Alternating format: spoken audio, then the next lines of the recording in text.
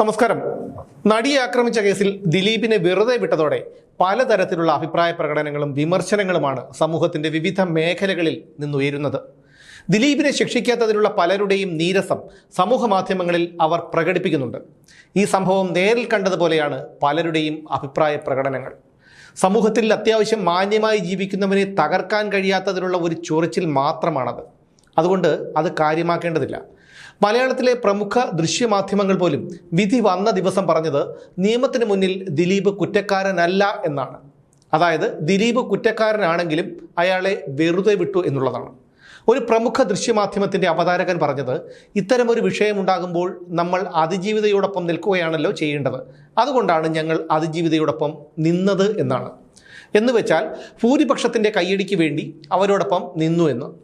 അതിജീവിതയോടൊപ്പം അവർ നിന്നോട്ടെ, പക്ഷെ സംഭവത്തിലെ പൊരുത്തക്കേടുകൾ തുറന്നു കാണിക്കുകയല്ലേ ചെയ്യേണ്ടിയിരുന്നത് മാധ്യമങ്ങൾ? ശരിയേതാണ് തെറ്റേതാണ് എന്ന് എല്ലാവർക്കും അറിയാം. അതാണ് മിനിഞ്ഞാന്ന് അടൂർ പ്രകാശ് MP പറഞ്ഞത്. മണിക്കൂറുകൾക്ക് ശേഷം അദ്ദേഹം നിലപാട് മാറ്റി എന്നുള്ളത് വേറെ കാര്യം.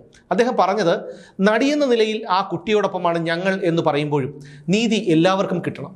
ദിലീപിന് നീതി ലഭ്യമായി എന്നാണ് എൻ്റെ വ്യക്തിപരമായ അഭിപ്രായം. കോടതി തന്നെയാണ് ആ നീതി നൽകിയത്. കലാകാരൻ എന്ന നിലയിൽ മാത്രമല്ല, അദ്ദേഹവുമായി നേരിട്ട് ബന്ധമുള്ളയാളാണ് ഞാൻ. സർക്കാർ അപ്പീൽ പോകുമല്ലോ, സർക്കാരിന് വേറെ ജോലിയില്ലല്ലോ. ഏതൊക്കെ തരത്തിൽ ആരെയൊക്കെ ഉപദ്രവിക്കാൻ കഴിയുമെന്ന് നോക്കുന്ന സർക്കാരാണ് ഇവിടെയുള്ളത്. എന്ത് കേസും കെട്ടിച്ചമച്ചുണ്ടാക്കാൻ തയ്യാറായി നിൽക്കുന്ന സർക്കാരാണിത് എന്നാണ് അടൂർ പ്രകാശ് പറഞ്ഞത്. ഇതാണ് യഥാർത്ഥത്തിൽ അദ്ദേഹത്തിൻ്റെ അഭിപ്രായം. അത് മാറ്റി പറഞ്ഞതുകൊണ്ട് അങ്ങനെ അല്ലാതാകുന്നില്ല. എന്നാൽ ഇതിനുശേഷം സംഭവം വിവാദമായി. കോൺഗ്രസ് നേതൃത്വം കടുത്ത അതൃപ്തി രേഖപ്പെടുത്തി.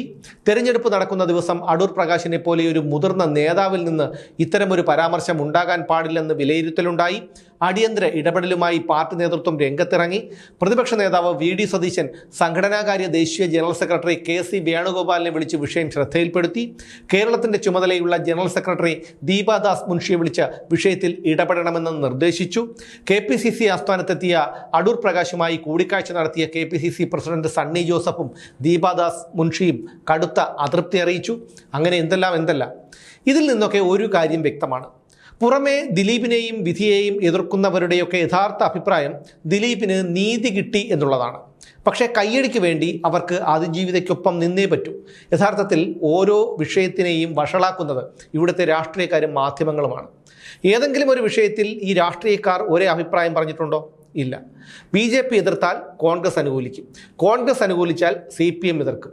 ഇതാണ് ഇവിടെ നടന്നുകൊണ്ടിരിക്കുന്നത്. പക്ഷേ അതിനിടയിൽപ്പെട്ട് തകർന്നു പോകുന്നത് ഇതുപോലെയുള്ള ആൾക്കാരാണ്. എന്തുകൊണ്ട് വേടനെതിരെ ലൈംഗിക പരാതി വന്നപ്പോൾ ഇടതുപക്ഷം അവനെ സംരക്ഷിച്ചു? മുകേഷ് ഉൾപ്പെടെയുള്ള നേതാക്കൾക്കെതിരെ ലൈംഗികാരോപണം വന്നപ്പോൾ സംരക്ഷിച്ചു.